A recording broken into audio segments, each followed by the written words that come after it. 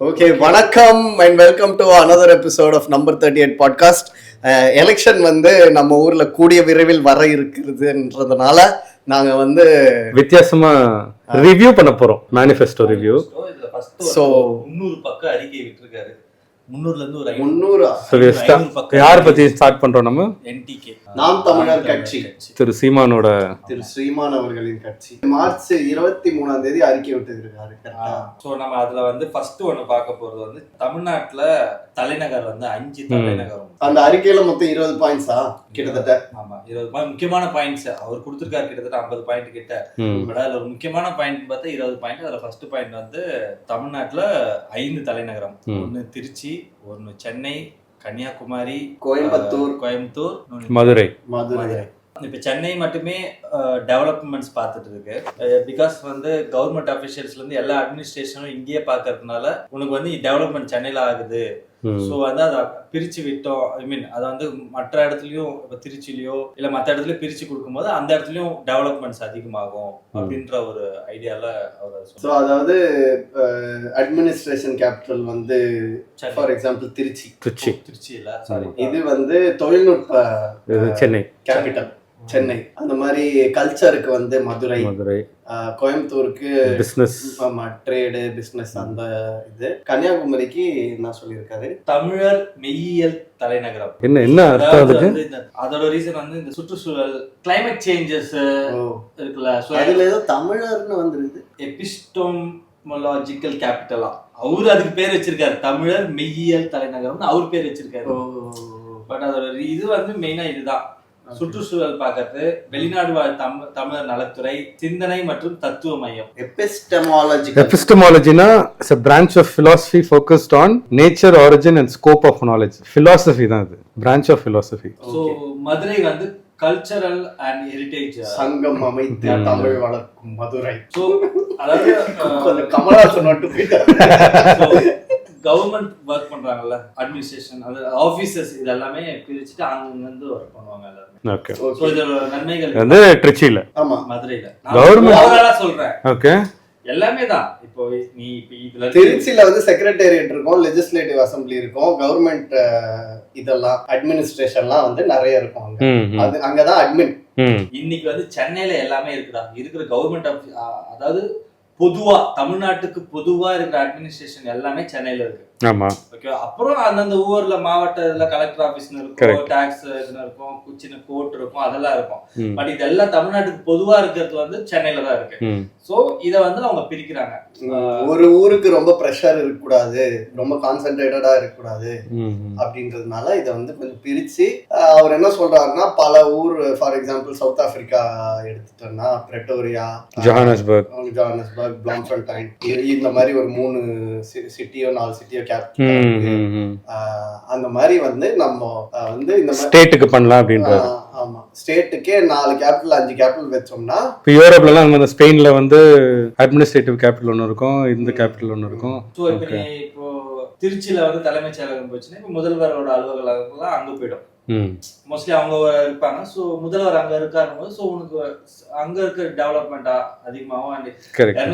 இருக்கிற எல்லா தேர்தலும் 234 தொகுதி ஆட்களும் அங்கதான் வருவாங்க அசம்பிளிக்கு. ஸோ அந்த இடம் வந்து உங்களுக்கு டெவலப்மெண்ட்ஸ் வந்து கொஞ்சம் அதிகமா இருக்கும். சென்னையில நடந்த டெவலப்மெண்ட் மாதிரி அங்கேயும் அங்க வீடு வாங்குவாங்க, அங்க ஒரு பார்சனல் ஏரியா உருவாகும். ஆனா அதுதான் இப்போ சென்னையில ரியல் எஸ்டேட் ஆன மாதிரி அங்கேயும் அங்க ஒரு போயஸ் கார்டன் வரும், அங்க ஒருத்தர் வீடு வாங்குவாரு. ஏன் நாங்கெல்லாம் போயஸ் கார்டன் ஸோ இது இப்போ எனக்கு என்னன்னா, இந்த மேனிஃபெஸ்டோ நானும் ஒரு இப்படி பார்த்தேன், கிளான்ஸ் பண்ணேன். இதெல்லாம் எவ்வளவு லாஜிஸ்டிக்கலி பாசிபிள், இதுக்கெல்லாம் எவ்வளவு செலவாகும்ன்றது மேனிஃபெஸ்டோல எதுலயும் இல்ல. இது வந்து தியரிட்டிக்கலா இருக்கு. இப்படி பண்ணணும், இப்படி பண்ணா, அதாவது இப்படி படிச்சு பாக்குறதுக்கு நல்லா இருக்கு, படிச்சு பார்க்க நல்லா இருக்கு, நடந்தா நல்லா இருக்கும், அப்படிதான் ஒரு ஐடியல் வேர்ல்ட் மாதிரி. ஆமா, ஒரு 5 கேபிட்டல் இருக்குன்னா உனக்கு அங்கங்க கான்சென்ட்ரேட்டடா இருக்கு. நம்ம டிஸ்கஸ் பண்ண மாதிரி ஒவ்வொரு ஊரும் டெவலப் ஆகும், அந்த ஊர் பக்கத்துல இருக்க ஊர் டெவலப் ஆகும். நெட்வொர்க், அதாவது மெட்ரோ போடலாம், ரயில்ஸ், எலக்ட்ரிக் ட்ரெயின்ஸ் போடலாம், பஸ் வசதிகள் கூடும், இதெல்லாம் நல்லா தான் இருக்கும். ஸோ தமிழ்நாடே வந்து ஒரு ஊரு 2 ஊரு டெவலப் ஆகாம மொத்த ஸ்டேட்டுமே டெவலப். சென்னை வந்து ஆல்ரெடி எக்ஸிஸ்ட் ஆயிடுச்சு. சென்னை வந்து ரொம்ப பெருசாயிடுச்சு ஆல்ரெடி. நம்ம திருவள்ளூர் வரைக்கும் போய் நைபரிங் டிஸ்ட்ரிக்ட்ஸ் எல்லாமே வந்து பெரம்பலூர், அரியலூர், அப்படி அப்படியே திருச்சி வந்துரும். சோ அதனால நீ அத கட்டுப்படுத்துற மாதிரி சோ உனக்கு அதேதான் ரியல் எஸ்டேட் ப்ராப்ளம் இருக்குது, அட்மினிஸ்ட்ரேஷன் அவங்க அந்த ஊர்ல கொஞ்சம் டைவர்சிஃபை ஆகும். ஆமா இப்போ பாப்புலேஷனும் டைவர்சிஃபை ஆகும். ஓகே, அடுத்த பாயிண்ட் வந்து பெண்களுக்கு தனி தொகுதி. பெண்களுக்கு தனி தொகுதி நான் கூட வந்து இருக்குன்னு நினைச்சேன். ஆக்சுவலா 33% வந்து அமல்படுத்தினாங்கன்னு சொன்னாங்க. ஆனா வந்து என்னன்னா 33% இன்னும் அமலுக்கு வரல. அதாவது உள்ளாட்சி தேர்தல் சொல்லுவாங்க தெரியுங்களா, உள்ளாட்சி தேர்தல் எல்லாம் பெண்களுக்கான தனி தொகுதிகள்லாம் இருக்கு. பட் ஆனா சட்டமன்றத்துல வந்து 33% வந்து சொல்லியிருக்காங்க. ஆனா வந்து அது எப்ப அதை வந்து இம்ப்ளிமெண்ட் பண்ணல, இன்னும் இம்ப்ளிமெண்ட் பண்ணுவாங்கன்னா சென்சஸ் எடுப்பாங்களாம். அதான் எவ்வளவு பெண்கள் இருக்காங்க, எவ்வளவு ஆண்கள் இருக்காங்க, எந்த இடத்துல அப்படின்ற சென்சஸ் எடுத்துட்டு அதுக்கப்புறம் தான் 33 தொகுதி ஒதுக்குவாங்க அப்படின்றாங்க. பாக்கி இல்ல 2020ல இருந்து பாக்கி இருக்கு. சோ 33% அப்படின்னா 234 அசம்பிளி சீட்ஸ்ல வந்து 60 சில்லற 78 75 to 80 குள்ள இருக்கும். ஆமா, அந்த அளவுக்கு பெண்கள் தொகுதி வரும். பட் ஆனா அதுக்கு இதுல வரல, அமலுக்கு வரல. சோ அவர் என்ன சொல்றாரு, நான் வந்ததுக்கு அப்புறம் கண்டிப்பா அதை வந்து 50% ஆக்குவேன். ஏன்னா அவர் போன தேர்தலில் வந்து பாத்தீங்கன்னா அவரே வந்து 50-50 தான் பண்ணிருந்தாரு. எம்எல்ஏ நிறுத்துவாங்கல்ல, அது வந்து 50-50 தான் பண்ணியிருந்தாரு. இப்போ இதுல வந்து அதுதான் 2 விஷயம் இருக்கு. இப்போ வந்து பாப்புலேஷனுக்கு ஏத்த, அதனாலதான் சென்சஸ்க்கு வெயிட் பண்றாங்களா, பாப்புலேஷனுக்கு ஏத்த மாதிரி 50-50 போது மென் பாப்புலேஷன் அதிகமா இருந்து விமன் பாப்புலேஷன் கம்மியா இருந்துச்சுன்னா அதுக்கு ஏத்த மாதிரி பர்சன்டேஜ். பட் அதனால என்ன பெண்களுக்கு சென்சஸ்னால உங்களுக்கு எப்படினால ரெப்ரசன்டேஷன் 1 லட்சம் ஆண்கள் இருக்காங்க, 50,000 பெண்கள் தான் இருக்காங்க. அப்ப நீ 50-50னா அந்த பேலன்ஸ் உனக்கு மிஸ் ஆகுது. இல்ல அதிகாரி தானே வரப்போறாங்க. சோ இதுக்கும் எம்எல்ஏ அதுதான் இப்ப எம்எல்ஏ தான் வரப்போறாங்க. மேபி எனக்கு தெரியல, மேபி வந்து நான் என்ன கேக்குறேன், இவங்க வந்து ஒரு ரெப்ரசன்டேஷன் தானே. இது வந்து மேல் பாப்புலேஷன் அதிகமா இருக்கிறதுனால அந்த இடத்துல ஒரு ஃபீமேல் ரெப்ரசன்டேட்டிவ் இருக்க கூடாதுன்னு இல்ல, நீ கோட்டாவா பிரிக்கும் போது அதுக்கேத்த மாதிரி தானே பர்சன்டேஜ் பிரிக்கணும். இன்னொன்னு சரி, அது இல்ல எனக்கு தெரிஞ்சு இன்னொன்னு இருக்கு. இப்போ பாப்புலேஷன்ல எவ்வளவு பேர் இருக்காங்களோ அவங்களுக்கு ஈக்குவல் ஆப்பர்ச்சுனிட்டியா தரணும்னா உனக்கு நீ 50-50 இருந்தா ஈக்குவல் ஆப்பர்ச்சுனிட்டி மிஸ் ஆகுதுல்ல. எப்படி 1 லட்சம் ஆண்கள் இருக்காங்க, அப்போ நான் என்ன சொல்றேன்னா ஆண்களுக்கு பெண் ரெப்ரசன்டேட்டிவா இருக்க கூடாது அப்படின்னு இல்ல. இப்ப நீ இந்த கோட்டா எதுக்கு கொண்டு வர அப்படின்னும் போது விமனை ரெப்ரசென்ட் பண்றதுக்கு தான் விமன் அப்படின்ற மாதிரி தானே இந்த கோட்டா மீன் ஆகுது. விமனை ரெப்ரசென்ட் பண்றது வந்து எப்படி இருக்குன்னா, women R an equal part of the society just like men இல்லையா? அதுதான் இதுல ஆம்பிகுவிட்டி. இப்போ நீ வந்து 50% விமனுக்கு கொண்டு வர அப்படின்னா ஏன்? ஆமா, இது வந்து ஆண் பெண்ன்ற ஐ மீன் ஒரு இது மாதிரி இல்லாம இருக்கணும்ல. அப்பனா அந்த மாதிரி தானே ஆகுது. இல்ல நீ 50% விமன் கொண்டு வர இல்ல, நான் என்ன சொல்றேன், இப்போ ரிவர்ஸையும் நம்ம question பண்ணனும்ல.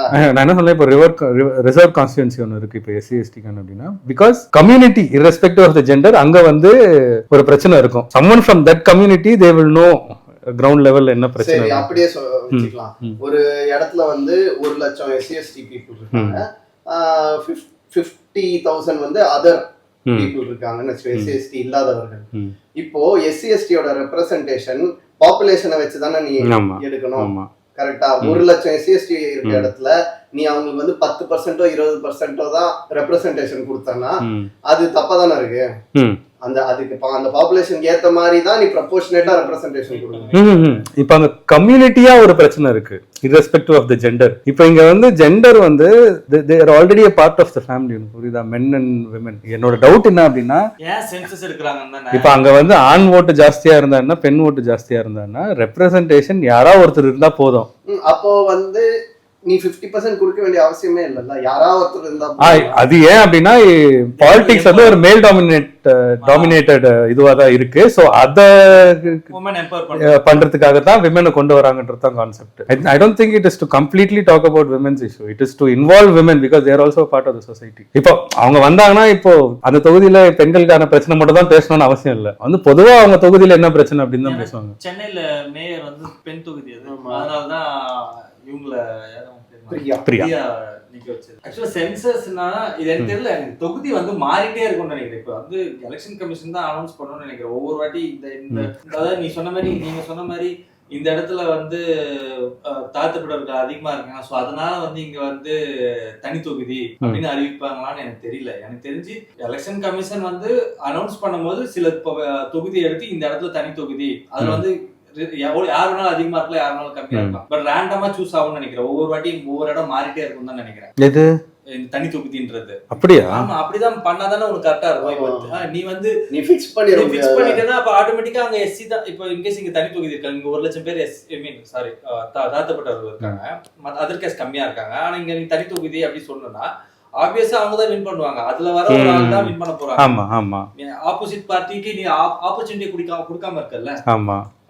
Okay. So maybe election commission அந்த டைம்ல வந்து they'll choose அவங்க சொல்ற இடம் தான் வந்து தனி தொகுதியா இருக்கும். சோ அதுல வந்து அது எது மாறும் நினைக்கிறேன். எவ்ரி டர்ம் மாறும் நினைக்கிறேன். நெக்ஸ்ட் இயர் வேற சோ இப்போ இந்த டைம்ல இருந்த அந்த கான்ஸ்டிட்யூன்சி வந்து அந்த ரெப்ரசன்டேஷன் இருக்காது, வேற இடத்துல இருக்கும். சோ அது but number of reserve constituency same இருக்கும். 8 இடம்னா 8 இடம் தனி தொகுதி, 8 இடம் தனி தொகுதி. பட் அது 8 இடம் எப்போனா எலெக்ஷன் டு எலெக்ஷன் மாறும்.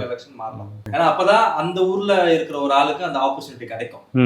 ஓகே. கம்மி மைனாரிட்டியா இருந்தா கூட அவருக்கு அந்த ஆப்பர்ச்சுனிட்டி கிடைக்கும், இந்த இடத்துல அவருக்கு நிக்கிறதுக்கான வாய்ப்பு. அடுத்து வந்து 3 சட்டமன்றத்திற்கு ஒரு பாராளுமன்றம், அதான் எம்பி சீட்டை அதிகரிக்க சொல்றாரு.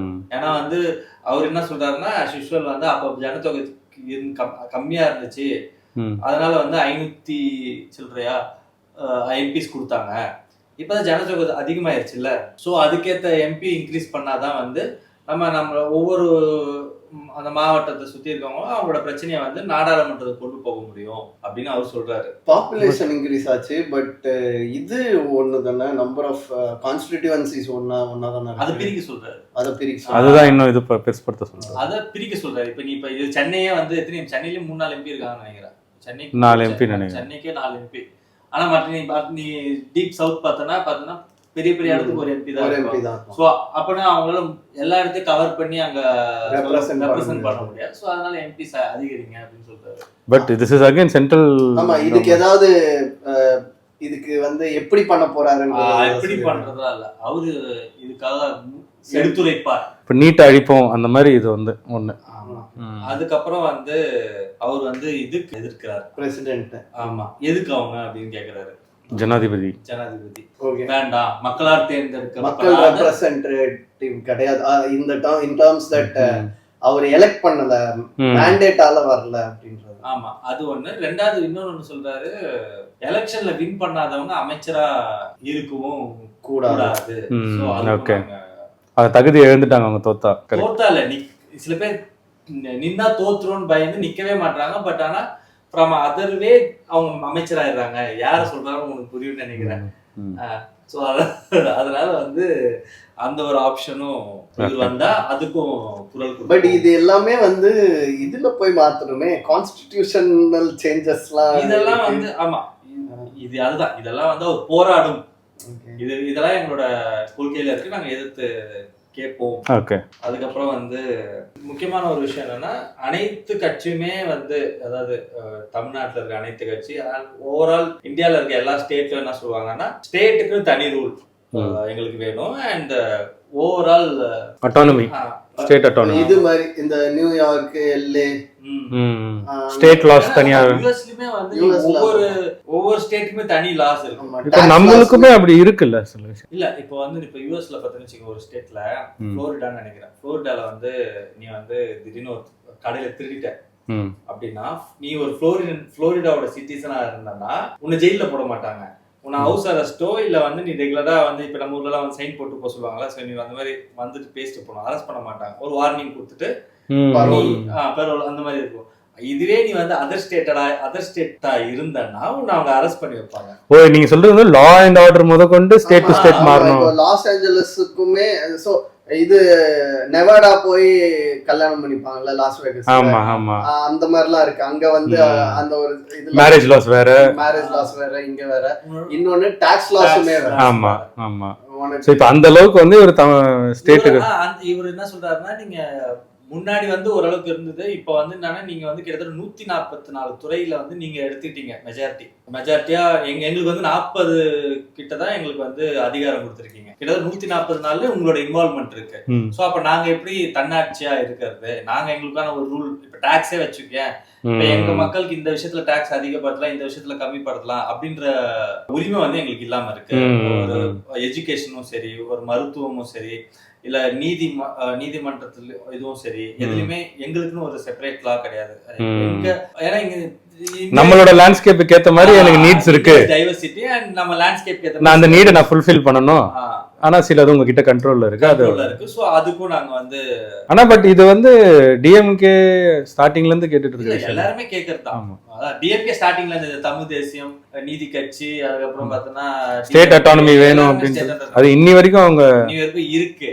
ஆனா என்னன்னா ஒவ்வொரு இயரும் வந்து ஏதாவது ஒரு பாயிண்ட் எடுத்துட்டு போயிட்டே இருக்காங்க. இப்ப டாக்ஸ் இது வரைக்கும் நம்ம முன்னாடி எல்லாம் வந்து பாத்தோம்னா நம்ம டாக்ஸ் தமிழ்நாடு கலெக்ட் பண்ணோம் அண்ட் நம்ம அவங்களுக்கு கொடுப்போம். இப்ப என்னன்னா ஃபர்ஸ்ட் அவங்க கலெக்ட் பண்ணிடுவாங்க, இப்ப அவங்க நம்ம கொடுப்பாங்க. சோ இப்ப அந்த டாக்ஸ் அமௌண்ட்டுக்கு நம்ம டிலே ஆகுது இல்ல, ஒரு டைம் டிலே ஆகுது, அதையும் நம்ம கேட்டு வாங்குறோம். சோ இந்த ப்ராசஸ்லாம் வந்து அவங்களுக்கு சாதகமா சென்ட்ரல் கவர்மெண்ட் சாதகமா. ஆனா மோஸ்ட்லி சென்ட்ரல் கவர்மெண்ட் அதை எதிர்பார்க்கும். அது எந்த சென்ட்ரல் கவர்மெண்ட் வந்தாலும் ஸ்டேட் வந்து அவங்க கண்ட்ரோல்ல இருக்கணும். ஏன்னா அவங்க ஒரு விஷயத்த ஒரு பாலிசி இம்ப்ளிமெண்ட் பண்றாங்க, all over the country implement பண்ண பார்க்கும்போது ஆல் ஓவர் கண்ட்ரி அதை சப்போர்ட் பண்ணணும் அப்படின்னு எதிர்பார்ப்பாங்க. சோ அவங்க ஒரு ட்ரையல் அண்ட் எரர் பண்ணாலுமே எல்லாரும் சப்போர்ட் பண்ணாதான் அதை பண்ண முடியும், கரெக்ட் அப்படின்னு அவங்க எதிர்பார்ப்பாங்க. சோ அது சென்ட்ரலா இது பண்ணுவாங்க. அண்ட் சுப்ரீம் கோர்ட் வந்து அவர் வந்து ஒரு பிரான்ச் கேட்கிறாரு தமிழ்நாட்டுல. இது வந்து புரியல எனக்கு இது. ஏன்னா டெல்லி போயிட்டு வர்றதுக்காக ஒரு ரீசனா இருக்கலாம். இங்கேயே இருந்துருச்சுன்னா பக்கத்துலயே போயிட்டு சால்வ் பண்ணிட்டு பக்கத்துலயே டெல்லி போறதுக்கு ஃளைட் ஆகும்ல, ஃளைட் காசு தெரியல. இப்ப எல்லா பார்ட்னர்ஷிப் டீடு, இந்த டீடு, பிசினஸ் டீட்லாம் இருக்குல்ல, கடைசியில ஒரு கிளாஸ் இருக்கும். ஜூரிஸ்டிக்ஷன் வந்து இதுல ஏதாவது பிரச்சனை இருந்தா, இந்த டீட்லயோ ஏதாவது டிஸ்பியூட் இருந்தா இந்த கோர்ட்ல, இந்த சிட்டிக்குள்ள இருக்க கோர்ட்ல தான் ஜூரிஸ்டிக்ஷன் இருக்கு அப்படின்னு. ஃபார் எக்ஸாம்பிள் இப்போ நம்ம போட்டோம்னு வச்சுக்கேன், அங்கி க்ளோதிங்காக போட்டோம்னா நான் என்ன போடுவேன்னா சென்னைக்குள்ள கோர்ட்ன்றதுனால நான் பெங்களூருக்காக ஹைதராபாத் சுப்ரீம் கோர்ட் போடுறாருன்னு வச்சுக்கோங்க. சுப்ரீம் கோர்ட் கிளை போடுறாருன்னா எந்த சிட்டில போடுவார்? திருச்சி. ஓ அங்கதான் அட்மின் மெயின், அங்கதான் ஆட்கள் எல்லாம் ஐடியலி ஒரு சொல்றது அங்கதான் வைக்கணும். ஏன்னா சென்னையில வச்சனா திருப்பி அங்க இருக்கிற ஒருத்தர் இங்க கிளம்பி வரணும் திரும்ப. இதுல என்ன பிரச்சனைனா அப்ப ஊருக்கு ஊரு இப்ப ஹைகோர்ட் இருக்க மாதிரி ஆக்சுவலா சுப்ரீம் கோர்ட் கேட்காரு. கரெக்ட். அவர் ஏன் சுப்ரீம் கோர்ட் மெயினா சொல்றாருன்னா, என்னதான் நம்ம ஊர்ல வந்து நீதித்துறை இருந்தாலும் ஹைகோர்ட் இருந்தாலும் நீங்க சுப்ரீம் கோர்ட்டுக்கு போலான்னு ஒரு ஆப்ஷன் இருக்கு. பட் அது வந்து லாஸ்ட் கால் தான். அதுக்கெல்லாம் இது பண்றது தான் ஹை கோர்ட் வச்சிருக்காங்க, டிஸ்ட்ரிக்ட் கோர்ட்ஸ்லாம் இருக்கு. அதுக்கு போறாங்க. சுப்ரீம் கோர்ட்டோட ரூல் தான் ஃபைனல். இப்போ நீ வந்து இப்போ ஹை கோர்ட்டோட ஜட்ஜ்மெண்ட் தான் ஃபைனல்னு கிடையாது. ஆமா, எண்ட் ஆஃப் தி டே நீ சுப்ரீம் கோர்ட்டோட இதுதான் ஃபைனல். சோ அப்படின்னு ஃபைனல்ல இருக்கும்போது அவங்க கிட்ட தான் அதிகாரம் அதிகமா இருக்கு அப்படின்றதுனால இன்னொன்னு அவேர்னஸ் கூட கிரியேட் ஆகும். சுப்ரீம் கோர்ட் நம்ம ஊர்லயே இருந்தா இது என்ன கோர்ட், சுப்ரீம் கோர்ட் எல்லாருக்கும் ஹை கோர்ட்டோட முடிஞ்சிச்சு. ஆமா, சில பேருக்குலாம் வந்து அந்த அவேர்னஸ் இக்னரண்டாவும் இருக்கு. நமக்கு செய்தியில அதிகமா போறதுதான் அரசியல் பத்தி தான் சுப்ரீம் கோர்ட் பத்தி இழுப்பாங்க. அரசியல் சம்பந்தமா, மத்தபடி கிரிமினல் ரொம்ப அதிகமான பாலியல் குற்ற வழக்கு, பெரிய ஒரு கொலை, அந்த மாதிரி ஒரு மாஸ் விஷயத்துக்கு தான் சுப்ரீம் கோர்ட் போகும். மத்ததெல்லாம் வந்து ஹைகோர்ட்டே முடிவு பண்றது. ஆனாலும் ஹைகோர்ட்லயே ஒருத்தருக்கு தூக்கு தண்டனை ஏதாவது கொடுத்தா கூட சேலஞ்ச் பண்ணலாம். ஆமா, சுப்ரீம் கோர்ட். ஆமா, சோ அதனால அவர் வந்து சுப்ரீம் கோர்ட் கேக்குறாரு. லாஜிஸ்டிக்கல் ரீசன்ஸ் தவிர எனக்கு வேற எந்த ரீசன் மேபி அவர் சொன்ன மாதிரி நீ சொன்ன மாதிரி தான். இப்போ வந்து அரசியல்ல இருக்கும் பணக்காரங்க பிக்ஷாட் அடிக்கடி டெல்லி போயிட்டு வரலாம், இங்க இருக்கிறவங்க வந்து டைரக்டா அப்ரோச் பண்ணலாம் அப்படின்றது. ஆனா எல்லா ஊர்லயும் பிரான்ச் கேட்டாங்க, அதுதான் எல்லா ஸ்டேட்டும் கேட்க ஆரம்பிச்சு வச்சுதான் ஆகணும். அப்புறம் இப்ப அதுக்கப்புறம் இதுவும் பிரச்சனை, அட்வொகேட்ஸ், ஜட்ஜஸ், அது ஒண்ணு இருக்கு. இப்ப சுப்ரீம் கோர்ட்டுக்குன்னு எத்தனை ஜட்ஜஸ் இருப்பாங்க? இப்ப அந்த ப்ராப்ளம் சால்வ் பண்ணதான் இல்ல எவ்வளவு பேர், ஓகே ஒரு 200 பேர் இருப்பாங்க. இப்ப இங்க இருக்கிற சுப்ரீம் கோர்ட் ஜட்ஜ் ஃபைனலா இருக்குமா, இல்ல அங்க இருக்க சுப்ரீம் கோர்ட் ஜட்ஜ் இந்த ஃபைனலா இருக்குமா? இல்ல சுப்ரீம் கோர்ட் அவ்வளவுதான். அப்படி இல்ல. இப்ப சில டைம் வந்து இது தனி நீதிபதி, 2 நீதிபதி பேசுவாங்க. இந்த ஜட்ஜி கிட்ட மேல்முறையீடு வேணா பண்ணலாம். பண்ணி வேற ஒரு ஜட்ஜி கிட்ட போறது. இல்ல இப்ப நீங்க டெல்லிக்கு போறீங்களா சுப்ரீம் கோர்ட்டுக்கு, அங்க எப்படி சிஸ்டம்? அதே சிஸ்டம் தான். தான். ஆனா சென்னையில் கிளை அவ்வளவுதான். நான் டெல்லி வரைக்கும் போறது போல சென்னையிலே தீர்ப்பு வாங்கிக்கிறேன். இல்ல திருச்சியில தீர்ப்பு வாங்கிக்கிறேன். சாரி. சரி, அடுத்து நீதிமன்றத்துல எல்லாம் வந்து தமிழே முதல் மொழி, தமிழ்ல தான் டாக்குமெண்ட்ஸ் அண்ட் தமிழ்ல தான் அது சொல்லல அவரு. அது எங்க சொல்லி நீதிமன்றம் தமிழ்நாட்டுல சுப்ரீம் கோர்ட் நீதிமன்றம் தானே? அல்ல அதான் இப்ப திருச்சியில இருக்க சுப்ரீம் கோர்ட்லயே தமிழ்ல தான் பேசணும். கரெக்டா? அது எனக்கு தெரியல, சுப்ரீம் கோர்ட்ல தெரியல. நீதிமன்றத்துல தமிழ் அது கொஞ்சம் கஷ்டம். வாதாடுறது தமிழ்ல அது கஷ்டம். ஏன்னா வந்து நிறைய சிக்கல்கள் இருக்கு அதுல. என்ன சிக்கல்கள்னா, இப்போ முதல் சிக்கல் வந்து இப்போ நான் இருக்கிறதுலயே ஒரு நல்ல நீதிபதியா தான் தேடுவேன். இப்ப எனக்கு ஒரு பிரச்சனை, பிசினஸ்க்கு பிரச்சனை, உயிருக்கு பிரச்சனை அப்படின்னா நான் என்னால யார் அஃபோர்ட் பண்ண முடியுமோ ஒரு டாப் லாயர் தான் தேடுவேன். அவருக்கு தமிழ் தெரியாம இருக்கலாம். இப்ப அவரு வந்து பல டாக்குமெண்ட்ஸ்களை அதெல்லாம் பார்க்க வேண்டிய நிலைமை ஏற்படலாம், வாதாட வேண்டிய நிலைமை ஏற்படலாம். அவரை வந்து நான் இங்க இருக்க மெட்ராஸ்ல இருக்க ஹைகோர்ட்டுக்கோ இல்ல திருச்சியில இருக்க சுப்ரீம் கோர்ட்டுக்கோ கூப்பிட்டு நீங்க தமிழ்ல பேசுங்க அப்படின்னா அவரு எந்த அளவுக்கு பெர்ஃபார்ம் பண்ண முடியும் அப்படின்றது மூலமா டிரான்ஸ்லேட் பண்ற அளவுக்கு. இப்ப இது என்னன்னா ஜெனரல் கான்வர்சேஷன்ல நீங்க ஏஐ யூஸ் பண்ணி டிரான்ஸ்லேட் பண்ணிக்கலாம். பட் இது வந்து லா, உங்களுக்கு வேர்ட்ஸ் வந்து எக்ஸாக்ட் மீனிங் கன்வே பண்ணணும். சோ லாஸ்ட் இன் டிரான்ஸ்லேஷன் அதெல்லாம் ஆக வாய்ப்பு இருக்கு. அப்புறம் as a ஒரு கம்பெனியோ ஒரு கார்ப்பரேட்டோ இருக்குன்னு வச்சுங்க, டீட்லாம் வந்து அவங்க இங்கிலீஷ்ல தான் போட்டிருப்பாங்க. ஒரு இந்தியா ஃபுல்லா ஒரு எம்என்சி கம்பெனின்னு வச்சுக்கோ, அவங்க வந்து ஓகே டிரான்ஸ்லேட்டர் வச்சு 2 காப்பி ஒன்று தமிழ்ல ஒரு இங்கிலீஷ்ல எல்லாம் வச்சுக்கலாம். பட் தமிழ்ல இருக்கிறது இங்கிலீஷ்ல இருக்கிறதுக்கான பர்ஃபெக்ட் ரிஃப்ளெக்ஷனான்னு தெரியாது. ஜட்ஜுக்கும் தமிழ் தெரிஞ்சிருக்கணும். ஒண்ணு இருக்குல்ல, எல்லா ஜட்ஜுக்கும் தமிழ் தெரிஞ்சிருக்குமா? அப்ப நீ தமிழ் தெரிஞ்ச ஜட்ஜ் தான் உட்கார வைக்கணும். வாதாடுறது வந்து தமிழ்ல தான். ஸ்டேட் டு ஸ்டேட் அப்படிதான் அப்பாயிண்ட் பண்றாங்கன்னு எனக்கு தெரிஞ்சு அப்படித்தானே வரும். தமிழ் ஜட்ஜ் தான் தமிழ் எக்ஸாம் எழுதுவாங்கன்னு நினைக்கிறேன். ஓகே, அப்பனா அந்த சுப்ரீம் கோர்ட் பாயிண்ட்ல இடிக்கும். அப்ப அவங்களும் தமிழ் எக்ஸாம் எழுதணும். நாடா அவங்க எல்லைக்கான இப்ப கபில் சிபல் எல்லாம் வந்து நீ தமிழ் எக்ஸாம் எழுத சொன்னா அவர் டென்ஷன் ஆயிடுவாரு. அண்ட் இன்னொரு விஷயம் இருக்குன்னா, இந்த டிரான்ஸ்லேஷன் பார்ட்ன்றதே வந்து, ஏன்னா இப்ப நம்மளே வந்து ஒரு கேஸ் போனோம்னா ஒரு 100 பக்கம் கொடுப்போமா? இப்போ ஒரு கம்பெனி இல்ல ஒரு அரசியல் இதெல்லாம் போனா ஒரு 2000 பக்கம் 3000 பக்கம் கொடுப்பாங்க. இப்ப அது கொடுக்கும்போது ஒரே வார்த்தையில சொல்லுவாங்க, டிரான்ஸ்லேஷன் டைம் எடுக்குதுங்க, ஒரு 2 டைம் டிலே ஆகும், 1 மாசம் 2. அதாவது விரைவா கிடைக்கிற. சோ இது வந்து இன்னும் காம்ப்ளிகேட் பண்ணுது ப்ராசஸ். வந்து எனக்கு எக்ஸ்டெண்ட் பண்ணனும்னு எனக்கு தோணிடுச்சுன்னு வெச்சுக்கேன், நான் கிட்டத்தட்ட ஒரு 2 வருஷம் கூட இது கிடைக்கலாம். இந்த டிரான்ஸ்லேஷன் இல்ல, வேர்ட் சரியா உட்காரல, எனக்கு அது புரியல, இது புரியல அப்படின்னு சொல்லி ஒரு.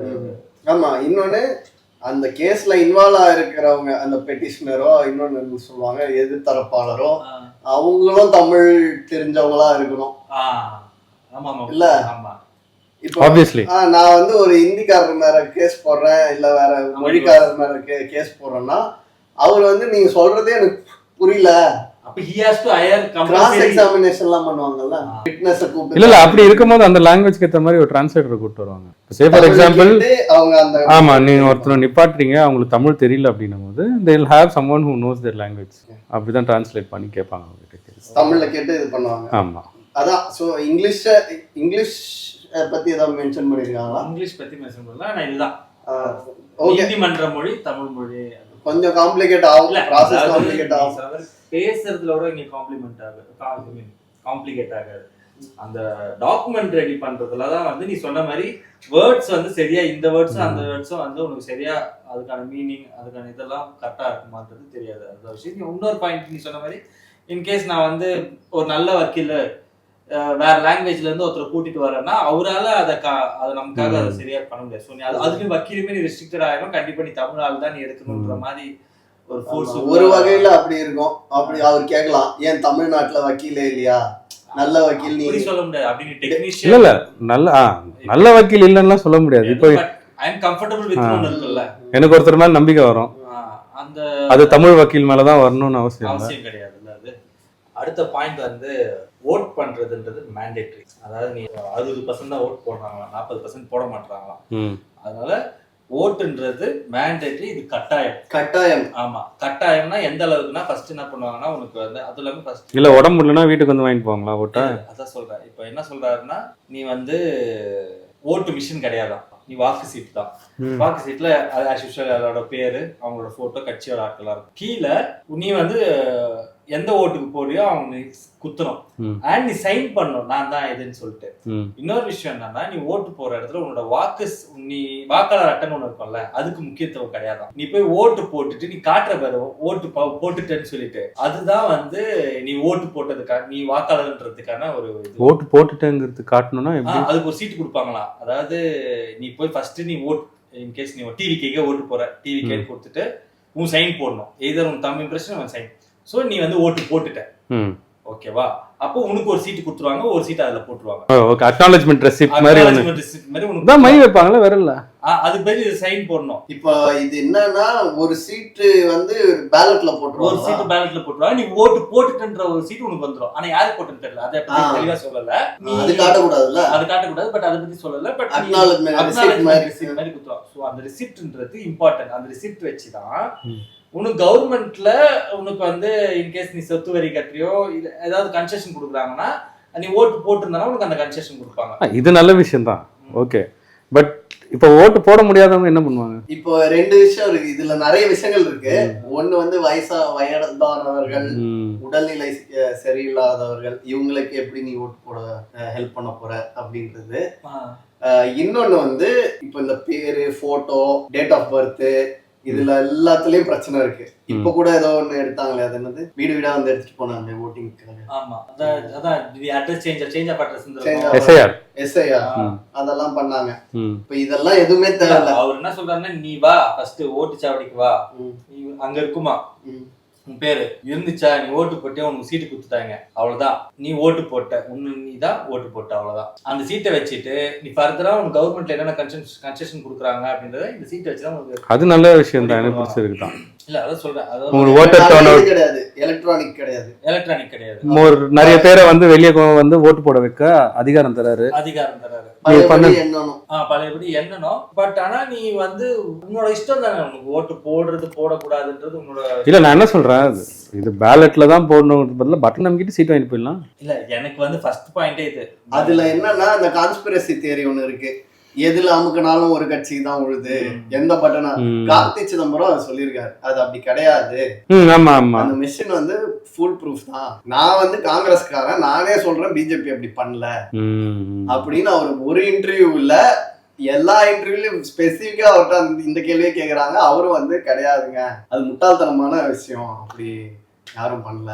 இது வந்து ஒரு இது மாதிரி தான், கருவி, அதை எப்படி நம்பலாம், மெஷினை நம்புறேன் மனுஷனை நம்ப மாட்டேங்கலாம்ன்ற மாதிரி தான். பட் ஆனா இந்த ஆப்ஷன் இருக்கு, அதுல ஃபால்ஸ் அவுட் போடுறதுக்கு ஆப்ஷன்ஸ் இருக்கு. அதாவது பழைய காலம் மாதிரி தான், ஆள் இல்லையா, யாரெல்லாம் சீட் இருக்கோ அவங்க. திஸ் ஹஸ் மோர் கிரெடிபிலிட்டி இல்ல, கையில என்றது சேம் தான்டா. இப்ப இதுல கல்ல இல்ல, ஜெனரலா என்னன்னா ஏடிஎம்ல இருந்து காசு எடுக்கிறோம்னு வச்சுக்கோ, எடுத்துட்டு நம்ம எண்ணுவோம் இல்லையா, why do we do that? கரெக்ட்டா இருக்கான்னு பாருங்க. ஏன் ஆனா பட் 4000 ரூபாய் தான வெளிய அதை டிஸ்பென்ஸ் பண்ணுவோம். மெசேஜ் வந்து 4000 ரூபாய் வந்துச்சுன்னு, அது இன்னும் பெட்டர் இல்ல. அதுதான் சொல்றேன், இப்ப எப்படி இருந்தாலும் இப்ப மெசேஜ் வந்தாலும் நம்ம வந்து எண்ணுவோம் நோட்டை. பேங்க்ல 80000 ரூபாய் உங்ககிட்ட இருக்கு, 4000 ரூபாய் வந்துச்சு, இப்போ உங்க கிரெடிட் பேலன்ஸ் 84000 ரூபாய் இருக்குன்னா உங்க மேல முடிஞ்சிச்சுல்ல. நான் ஏடிஎம்ல இருந்து காசு எடுக்கிறோம்ல, அதை ஏன் என்றோம் தான் நான் கேக்குறேன். அந்த மாதிரி தான் இதுவும் அப்படின்னு நான் கேக்குறேன். ஆமாமா, அவர் என்ன சொல்றாருன்னா மிஷின்ல வந்து ஹேக் பண்ற ஆப்ஷன்ஸ்லாம் இருக்கு. அது வந்து இன்னொரு வெளிநாட்டுலயே, அது இப்ப யுஎஸ்லயே அந்த ஆப்ஷன் இன்னும் பேலட் ஓட் தான் பண்றாங்க. அப்ப அவன் என்ன லூசான்னு கேக்குறாரு. அவன் அவ்வளவு உயர்ந்து அவ்வளவு டெக்னாலஜி வச்சிருக்கான், அவனே வந்து ஏன் அமெரிக்கா வந்து ஏத்தி பேசினுறாங்க அது எனக்கு தெரியாது. பட் அவங்க என்ன சொல்றாங்க, அவ்வளவு டெக்னாலஜி இருக்கு அவங்க கிட்ட, அவனே வந்து இன்னமும் வந்து வாக்கு சீட் தான் போடுறான். சரி, நீங்க இங்க அந்த ஆப்ஷன் அப்ப அவன் இருக்கும்ல அப்படின்னு ஒரு பாயிண்ட் சொல்றாரு. மேபி இருக்கலாம். என்ன விஷயம்னா, ஹேக் நீ சொன்ன மாதிரி வெளியில இருந்து ஹேக் பண்ற ஆப்ஷன் இல்லாம இருக்கலாம். பட் ஈஸியா இப்ப நீ இந்த இதுல ஒரு 100 ஓட்டு போடுறதுக்கும் இப்ப கடைசி ஒரு 10 நிமிஷம் தான் இருக்கு, ஒரு 100 ஓட்டு வந்து யாரும் வரல, ஏன்னா உள்ள யாருக்கு தெரியும் உள்ள 100 பேர் வரலன்னு சொல்லிட்டு அவங்க பேர்ல இவங்க ஓட்டு போடுறதுக்கு சீட்டோட இது கொஞ்சம் ஈஸியா இருக்கும். நீங்க டக் டக் டக் டக் டக்குன்னு கிளிக் பண்ணா 100 ஓட்டு ஃபாஸ்டா பண்ணிடலாம். இதுல வந்து அந்த ஆப்ஷன் இருக்கலாம். பட் அது எல்லாம் எதுவுமே நம்மளால உறுதிப்படையா சொல்ல முடியாது. ஓகே இதெல்லாமே ஒரு மித்து தான். இது வந்து ஓட்டர் டர்ன் அவுட் வந்து ஜாஸ்தி ஆகும். ஆ, அது ஒரு அந்த நல்ல point விஷயம். பாத்துக்க. அது ஒரு நல்ல விஷயம் நடக்கும். அதான் அதுக்கப்புறம் இந்த வெளிநாட்டு வாழ் தமிழர்களுக்கு முன்னுரிமை. அது என்ன விஷயம்னா அதான் NRI தான் அவர் மென்ஷன் பண்றது. NRI இங்க இருந்து போன தமிழர்கள் வந்து அவங்களுக்கு வந்து அவங்க ஓட்டு எல்லாமே கரெக்டா ரிசீவ் ஆகிறதுக்கான ஆப்ஷன் எடுப்பாங்க. எந்த மாதிரி மேபி எல்லாருக்கும் மெசேஜ் ஃபோன் பண்ணி எல்லாரும் கேட்டு இல்ல மெயில் அனுப்பி ஓட்டு போடுங்க, இல்ல அவங்க ஓட்டுல கரெக்டா வந்துருச்சா ஃபாலோ பண்ணி தபால் ஓட்டு தபால் ஓட்டு அவங்களுக்கும் அந்த ரிசிப்ட் எல்லாம் கொடுத்தா அவங்களும் வரும்போது யூஸ் பண்ணுவாங்க. பண்ணிதான் எல்லாரையும் சமமா தானே நடத்தணும். இப்போ மலேசியா அது ஓகே, அது நல்ல விஷயம் தான். இப்போ NRT நான் ரெசிடென்ட் தமிழ்